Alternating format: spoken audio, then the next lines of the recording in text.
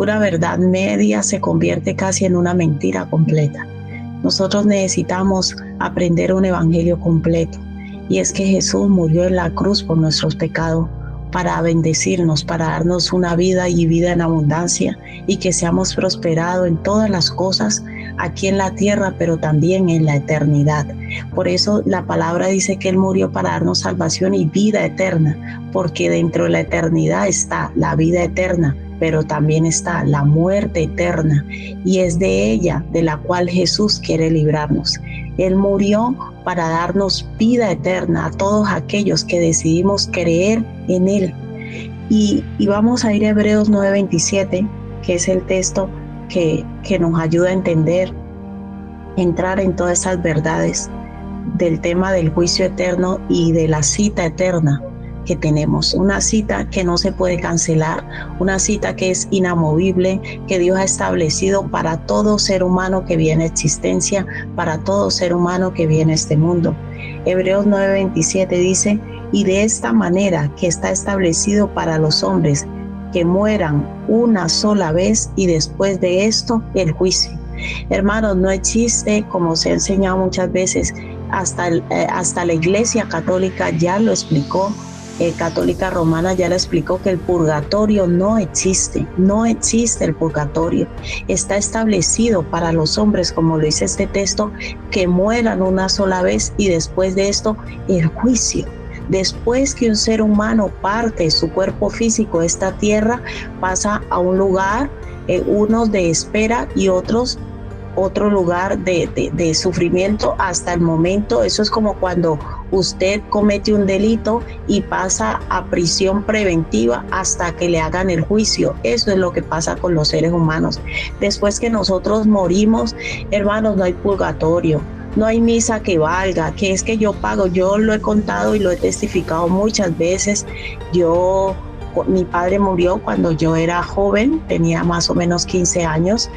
A mi padre lo amé muchísimo, Dios lo sabe, le he amado muchísimo. Y yo, antes de conocer al Señor, yo iba cuando mi padre murió, yo cada 8 días iba al cementerio, cada 8 días. Para mí casi era un pecado no ir. Y yo me sentaba horas y horas, dizque a hablar con él. Cuando yo recibo el evangelio, recibo esta verdad, una de las cosas que Dios me hizo entender es esta verdad que es dura, y es que no hay misa. Gastábamos dinero en misas, cantidad de misas, pagábamos dinero, y era una forma uno como de calmar su conciencia, que el corazón descanse. Y entonces, si mencionaban a varios, pues la misa era más barata. Si queríamos que mencionaran solo a mi papá, pues la misa era más cara, pero hacíamos el esfuerzo, porque cuando uno ama a alguien, uno piensa que todas esas cosas, ya hemos enseñado lo de las bulas papales, que también se pagaban, todo eso supuestamente para ayudar nosotros a los que ya mueren, para que su alma que descanse en paz. Con todo el amor, yo te lo digo, no hay nada que podamos hacer después que una persona parte de esta tierra. Lo único que nosotros podemos hacer es predicar el evangelio en vida, orar por todos aquellos que no han escuchado el nombre de Jesús, por todos aquellos que no le han conocido. Y yo me acuerdo que yo oré al Señor, yo le dije: Señor, pero ¿por qué permitiste que mi padre muriera antes si no conociera esas verdades? Nosotros, me acuerdo, de pequeños éramos católicos, como he dicho, practicantes.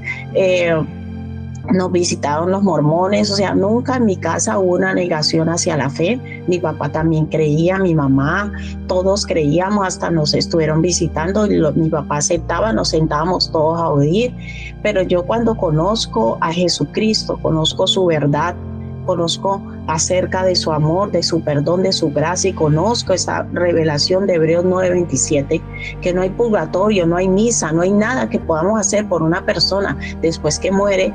Yo le digo: Señor, ¿pero qué pasa? ¿Por qué no permitiste que mi papá conociera de ti? ¿Por qué cuando nos visitaban y nos hablaban del evangelio nuestros ojos no fueron abiertos? ¿Por qué?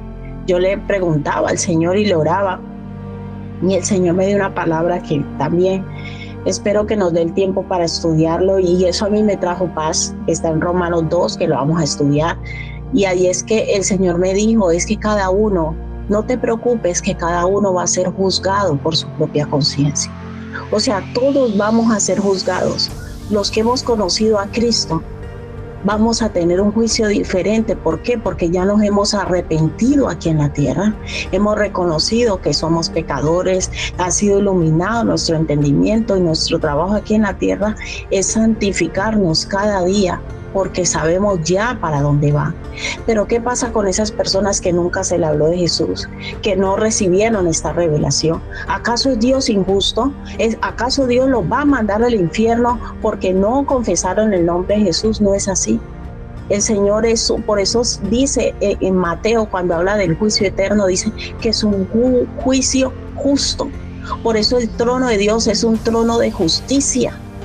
¿Por qué? Porque Dios a cada uno va a juzgar según sus obras, y Romanos 2 dice que Dios va a emitir un juicio justo sobre cada ser humano que no conoció a Jesús, que es parte de esta tierra, que se va a una eternidad. Dios le va a juzgar.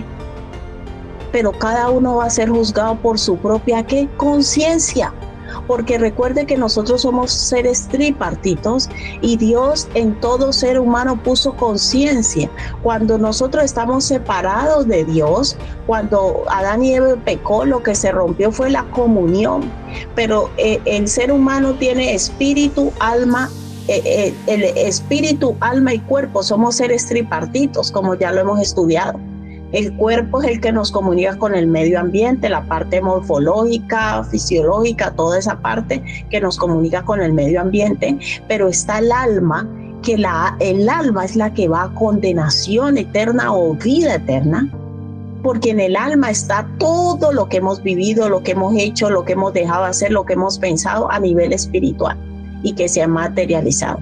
El alma nunca muere, el alma es eterna. Y esa es la que Jesucristo vino a salvar. ¿Por qué? Porque la palabra de Dios dice que el espíritu vuelve al creador que lo hizo. ¿Y qué hay en el espíritu? En el espíritu está la intuición, la comunión y la conciencia. Todo ser humano tiene intuición del mundo espiritual. A veces la gente, por eso existen los brujos, existen los hechiceros, existen los agoreros, porque y todo eso, las personas que trabajan satanismo, todo eso, porque el ser humano fue creado espiritual, y nosotros podemos acceder al mundo espiritual, sea a través de la luz o a través de las tinieblas. Pero ¿qué fue lo que se rompió en el huerto de Edén? En el huerto de Edén se rompió la comunión. Y cuando el ser humano no tiene comunión con Dios, termina su alma siendo dañada y destruida, y aún su espíritu siendo usado de una manera incorrecta. Por eso hay gente que se desdobla, gente que practica espiritismo. ¿Por qué? Porque todo eso está en el espíritu de nosotros. Entonces el espíritu volverá al creador que lo hizo, su intuición, y en el espíritu también hay otra parte. Como les he dicho, en el espíritu está la intuición, la comunión y la conciencia. La conciencia es lo que Dios ha puesto en todo ser humano aquí en la tierra, y sea que usted sea creyente o no sea creyente, todo ser humano tiene conciencia del bien y el mal. Lo que pasa es que es una conciencia limitada cuando estamos separados de Dios, pero hay una conciencia mínima. Por eso los seres humanos somos capaces de tener moral. Por eso nosotros somos capaces de ir a un lugar y cumplir las reglas, aunque no las practiquemos. Usted llega a un colegio y le dicen, o a un trabajo, la hora de entrada es hasta ahora, la hora de salida, no puede cogerse este dinero, no puede hacer esto. Todo eso hace parte de la moral y de la conciencia humana. Quiere decir que en todos los seres humanos hay conciencia del bien y del mal, porque eso se produjo ya en Génesis. Entonces, ¿qué va a pasar el día del juicio? ¿Dios va a ser injusto? Es que a mí nunca me predicaron de Jesús, entonces me voy a ir al infierno. No, lo vamos a leer a la luz de la palabra. Cada uno será juzgado por su propia conciencia. O sea, ¿eso qué quiere decir? El conocimiento que yo tenía como persona de qué estaba bien y qué estaba mal. Todo el mundo sabe que cuando se casa debe serle fiel a su esposa, y no necesita ser cristiano para saber eso. Porque aún los famosos se divorcian porque descubren que la persona les fue infiel. Entonces, si en mi conciencia estaba que hacer esto era malo y yo lo hacía, yo voy a ser juzgado por eso. Nosotros vamos a encontrar personas que no conocen al Señor y tienen un grado de conciencia bastante alta y le enseñan desde pequeño morar a los hijos y les dice no robe, no engañe, no miente. Entonces cada uno de acuerdo a la conciencia de maldad, solo Dios sabe qué tan correcto o incorrecto se comportó una persona aquí en la tierra. Y yo me acuerdo que el Señor me dijo, hija, yo soy justo. Yo soy justo. Y yo descansé porque era algo que a mí me producía una carga del saber de que mi padre no se iba a salvar. Y es algo que a veces pensamos, ¿no? Mis hijos a veces dicen mamá y mis compañeros musulmanes porque le tienen cariño a sus compañeros. Mis compañeros de otras religiones, los que son incrédulos, digo, hijo, nuestro deber es hablarles del Señor, pero si ellos no aceptan al Señor, un día serán juzgados por su propia conciencia. O sea, Dios es bueno, Dios es justo y Él a nadie va a condenar, pero es necesario que nosotros enseñemos estas verdades. Primero a la iglesia, pero tú, a cada persona que te consigas en el camino, que te diga, mira, es que yo voy a, dice, no, pues mira, eso no te va a servir, porque tenemos que decir la verdad. Yo dejé de gastar ese dinero y gracias que vino la luz, porque eso no iba a salvar a mi padre.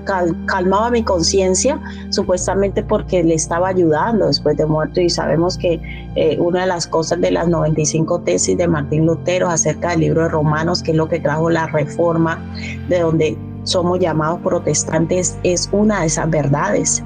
Y es que el purgatorio no existe y que una persona después que se muere no podemos hacer nada por él. Su alma queda en las manos totalmente de Dios. Es Dios el que emitirá el juicio. Es Dios el que determinará. Y yo creo tanto en el amor de Dios, creo tanto en la justicia de Dios y creo tanto en el perdón de Dios, que yo estoy segura que Dios con todos hará un juicio justo.